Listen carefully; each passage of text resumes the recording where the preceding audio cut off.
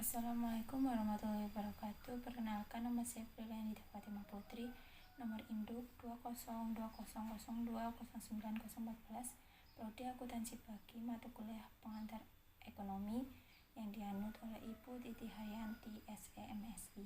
Di sini saya akan mempresentasikan hasil rangkuman berita tentang dampak COVID-19 pertumbuhan ekonomi di Indonesia turun 5,32%.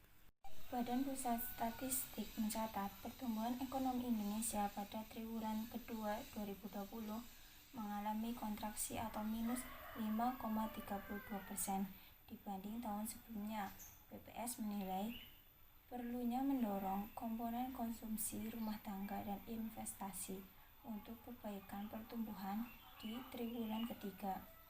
Bila dibandingkan triwulan pertama tahun ini, pertumbuhan ekonomi mengalami minus 4,19%. Kepala BPS Suharyanto mengatakan, ekonomi Indonesia dipengaruhi konsumsi dan investasi. Untuk itu, perlu mencari cara agar dua komponen itu kembali meningkat di triwulan ketiga.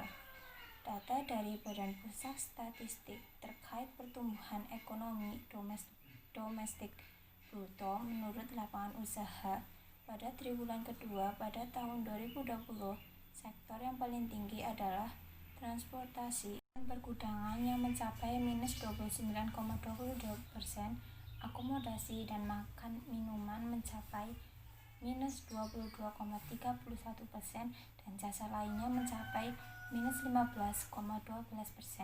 Menko Perekonomian Airlangga Hartarto optimis laju ekonomi di dua triwulan selanjutnya mulai membaik. Ia menyebut sejumlah indikator dari penjualan retail dan keyakinan konsumen menunjukkan perbaikan. Penurunan ini ternyata lebih dalam jika dibandingkan dengan ekspektasi pemerintah yang memprediksi di angka 4,3% hingga 4,8% pada kuartal 2. Merosotnya pertumbuhan ekonomi disebabkan karena pandemi COVID-19 yang melemahkan berbagai sektor ekonomi. Turbulensi pandemi ini menyebabkan banyak perusahaan yang tak beroperasi hingga berujung pada proses PHK. Staf Khusus Keuangan Justinus Prastow mengatakan di kuartal 3 pemerintah ingin sungguh-sungguh berfokus pada dua hal, yaitu penanganan kesehatan sebagai prasyarat supaya ekonomi segera dibuka dan menyiapkan tema kebijakan untuk perekonomian itu sendiri.